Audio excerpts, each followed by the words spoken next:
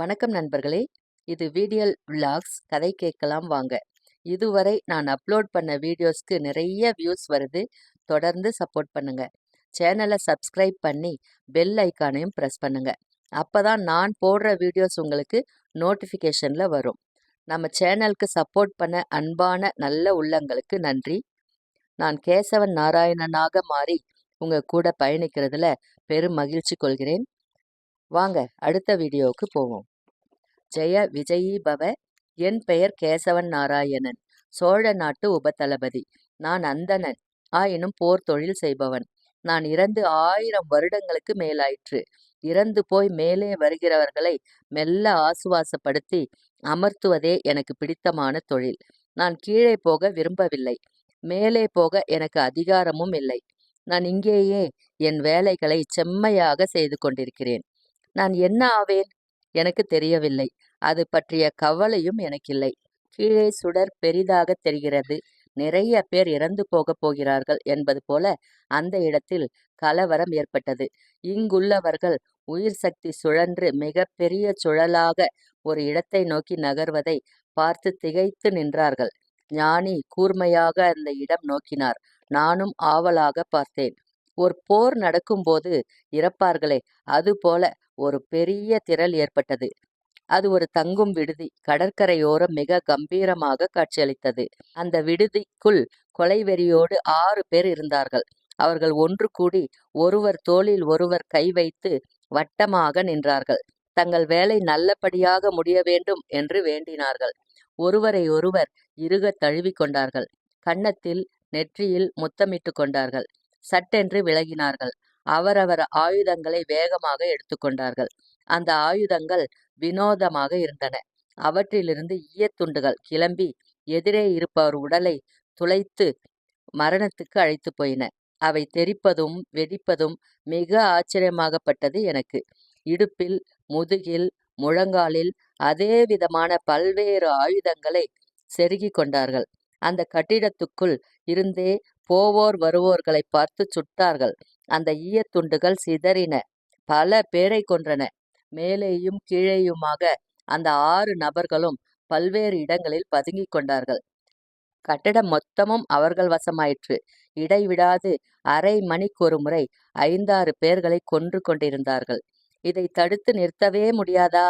கொலை செய்வதே இவர்களுக்கு வழக்கமா?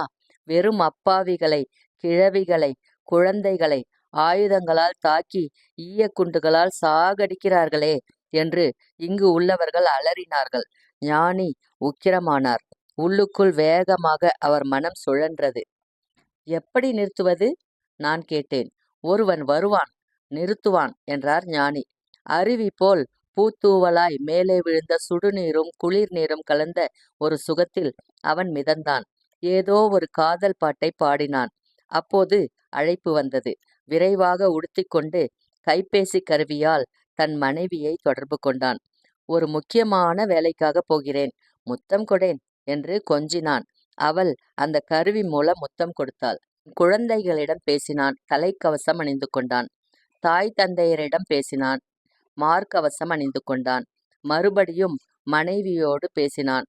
காலணிகள் அணிந்து கொண்டான். வேகமாக ஆயுதங்கள் தரித்தான். இவனுக்கு மேலும் பல நவீன ஆயுதங்கள் தரப்பட்டன. அவனைப் போல் 23 பேரை ஏற்றிக்கொண்டு ஒரு கவச வண்டி கிளம்பி அந்த தங்கும் விடுதி நோக்கி புறப்பட்டது. அவர்கள் அங்கு வந்தது உள்ளே உள்ளவர்களுக்கு தெரியவில்லை. 23 பேரும் நடைபாதையில் இருந்தபடி தங்கும் விடுதியின் வரைபடத்தை விரித்து வைத்துக்கொண்டு வேகமாக பேசினார்கள். சில இடங்களை சுட்டி காட்டினார்கள். நான் ஆவலோடு அவர்களை பார்த்தேன். ஒரு போரின் முனைப்பு, ஒரு கோட்டையை தகர்க்கும் தந்திரம் அவர்கள் பேச்சில் வெளிப்பட்டது. அவர்கள் புகை குண்டுகளை வீசி தாக்குபவர்களை காத்திருக்கும்படி செய்தார்கள். காத்திருப்பது துடிப்பானவர்களுக்கு வேதனை அளிக்கக்கூடிய விஷயம். இது ஒரு தந்திரம். ஒரு இரவு முடிந்து விடியல் வேளையில் அந்த 6 பேரும் ஒரே அறையில் கூடினார்கள். மறுபடியும் திட்டம் தீட்டுகிறார்கள் என்பது புரிந்தது. இதை 6வது மாடியில் இருந்த ஒரு பெட்டி தெள்ளத் தெளிவாக காட்டியது. 23 பேரும் துடிப்பானார்கள். யாரேனும் ஒருவர் அந்த இடத்துக்கு போய் அந்த அறையை உடைத்து அவர்களை தாக்க வேண்டும். இதில் ஆபத்துகள் அதிகம். யார் போகப் போகிறீர்கள்? தலைவர் கேட்டார். நான், நீ என்று பல பேர் கை தூக்கினார்கள்.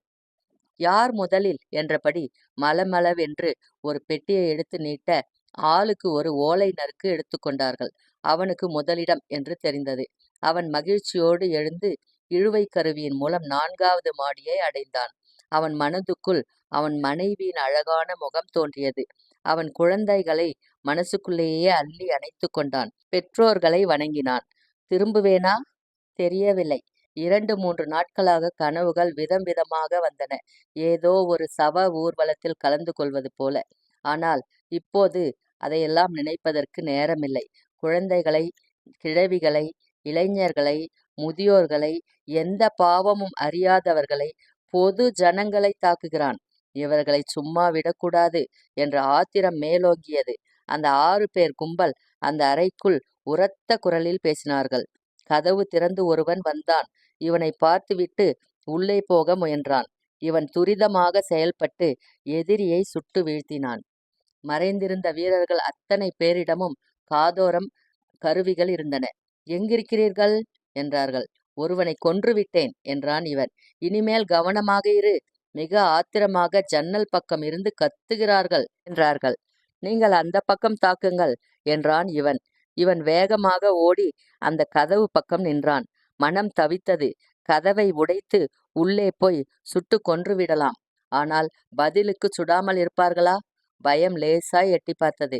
மனைவியின் முகம், அம்மாவின் முகம், நாய்க்குட்டி, வீட்டு வாசற்படி, வளர்ந்திருக்கின்ற மல்லிக்கொடி, பள்ளிக்கூடத்து டீச்சர் என்றெல்லாம் ஞாபகம் வந்தது. அவன் நண்பர்களை, குழந்தைகளை நினைத்து கொண்டான்.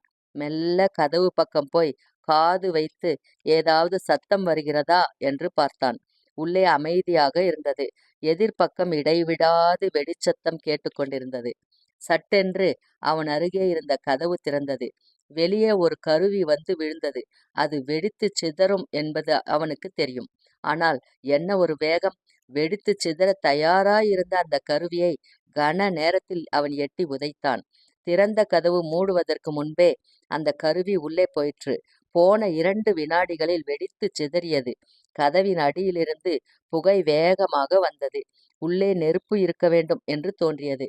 என்ன நடக்கிறது உள்ளே? இவன் உரக்க கேட்டான். நாங்கள் ஜன்னலை துளைத்து எடுத்துவிட்டோம். உள்ளே குண்டு வீசினாயா என்ன? என்று பதிலுக்கு அவர்கள் கேட்டார்கள். இல்லை, அவர்கள் எறிந்ததை எட்டி உதைத்தேன். அது உள்ளே போய் விழுந்துவிட்டது. அவர்கள் இவன் பதில் கேட்டு கொக்கரித்தார்கள். இந்த நிமிடம் தப்பித்து விட்டால் இனி தீர்க்காயுசுதான்.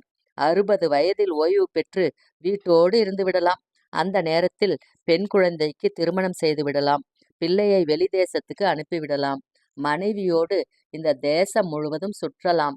எல்லா நதிக்கரையிலும் உட்கார்ந்து கடவுளிடம் பிரார்த்தனை செய்யலாம். இந்த பொழுது நன்றாக போகுமா? போகும் என்றும் தோன்றுகிறது, போகாது என்றும் தோன்றுகிறது. அவன் அறைக்கு உள்ளே போக அனுமதி கேட்டான். பொறுத்திரு என்று சொன்னார்கள். 1/2 மணி நேரமாக பொறுத்திருக்கிறேன். உள்ளே ஒரு சின்ன அசைவு கூட தெரியவில்லை என்று சொன்னான். சரி, போய் பார். கவனமாக இரு, கவனமாக இரு என்று கத்தினார்கள். அவன் கதவை எட்டி உதைத்து உள்ளே போனான். வழி முழுவதும் அவர்கள் இறந்து கிடந்தார்கள். திரைச்சீலைகள் எரிந்து புகைந்து கொண்டிருந்தன. அங்கே ஒருவன் தலை குனிந்து துவண்டு கிடந்தான். இறந்து விட்டானா என்று பார்க்க ஒரு அடி எடுத்து வைத்த போது நொடியில் அது நடந்தது. எதிரே இருந்தவன் சட்டென நிமிர்ந்தான். கையில் இருந்த கருவியை இயக்கினான். ஒரு ஈயத்துண்டு இவன் கழுத்தில் பாய்ந்தது. அடுத்தது நெஞ்சை தாக்கியது. இன்னொன்று இவன் இடுப்பில் விழுந்தது. இவன் வலி தாங்காமல் கையில் இருந்த கருவியை இயக்கினான். 16, 17 ஈயக்குண்டுகள் எதிரி மேல் பட்டு அவனை சிதறி அடித்தன. அலறலோடு வெளியே வந்தான். என்ன ஆயிற்று? இவனோடு வந்தவர்கள் கூச்சலாய் கேட்டார்கள். சுட்டுட்டான். இவன் கழுத்திலிருந்தும் இடுப்பிலிருந்தும் நெஞ்சிலிருந்தும் ரத்தம் பீரிட்டது. இவன் ஓடி ஒரு இழுவை பெட்டிக்குள் உட்கார்ந்து கொண்டான். இழுவை பெட்டி கீழே வந்து இறங்கியது. அவன் வெளியே ஓடி வந்தான். நண்பர்கள் ஓடி வந்து தாங்கிக் கொண்டார்கள். மருத்துவ உதவிக்கு ஆணையிட்டார்கள். இரத்த இழப்பு மெல்ல மெல்ல அவனை பெரும் வலிக்கு தள்ளியது. அவர்கள் அவனை அசைய விடாது அழுத்திக் கொண்டார்கள். அவன் கண்களை திறந்து அவர்களை உற்று பார்த்தான். தன் மனைவியின் முகத்தை நினைத்து கொண்டான். அவளை இறுகத் தழுவிக்கொண்டான். முத்தமிட்டான். போய் வருகிறேன் என்று மனசுக்குள் சொல்லினான். குழந்தையின் தலையில் கை வைத்து ஆசீர்வதித்தான். தாய் தந்தையரை வணங்கினான். மறுபடி கண் திறந்தான். அவர்கள் இன்னும் கொஞ்சம் நேரம் உன்னை பலமாய் பிடிச்சு வச்சுக்கோ என்றார்கள். அவன் முடியாது என்று தலையசைத்தான். அவன் தேசத்தின் பெயரை உரக்கச் சொன்னான். தேசம் வாழ்க என்று கூவினான். தன் தேசத்து மக்கள் வாழ்க என்று கூவினான். கண் சொருகியது. அவர்கள் அவன் கழுத்தில் துணி வைத்து அடைத்து அவனை தூக்கிக் கொண்டு கீழே ஓடி வந்தார்கள். அவன் உடலை விட்டு மெல்ல மேலேறி வெகு வேகமாக என் அருகே வந்து நின்று கொண்டான். இவன் இறந்துவிட்டான் என்று வெகுநேரம் கழித்து அறிவித்தார்கள். அவன் மனைவி நெஞ்சில் அடித்துக் கொண்டு கதறினாள். இந்த ஊரில் சிறிய காட்சி பெட்டிகளிலெல்லாம் இவன் முகம் தெரிந்தது. எல்லோரும் அழுதார்கள். அவன் பெயர் எல்லோர் மனதிலும் ஓடிற்று. திரும்ப திரும்பச் சொல்லப்பட்டது. அவன் குழந்தைகள் சுவரில் முட்டிக்கொண்டு அழுதார்கள். அவன் தந்தை இடிந்து போய் உட்கார்ந்தார். தாய் மயக்கமானாள். அவன் வீடு சுற்றி பெரிய கூட்டம் சூழ்ந்தது. அவன் மேலே எனக்கும் ஞானிக்கும் நடுவே நின்று கொண்டு கீழே பார்த்தான். நான் அவனை திரும்பி பார்த்தேன். அவனை மெல்ல தொட்டேன். நான் தொட்டது அவனுக்கு நெகிழ்ச்சியை தந்திருக்க வேண்டும். மெல்ல என்னை அணைத்து கொண்டான். நேயர்களே, நான் கதை சொல்கிற விதம் உங்களுக்கு பிடிச்சிருந்ததுன்னா லைக் பண்ணுங்கள், உங்கள் ஃப்ரெண்ட்ஸுக்கும் ஷேர் பண்ணுங்கள், கமெண்ட் பண்ணுங்கள் எப்படி இருந்தது வீடியோ அப்படின்னு. சப்ஸ்கிரைப் பண்ணுங்கள், பெல் ஐக்கானையும் ப்ரெஸ் பண்ணுங்கள். மீண்டும் அடுத்த வீடியோவில் சந்திப்போம். நன்றி, வணக்கம்.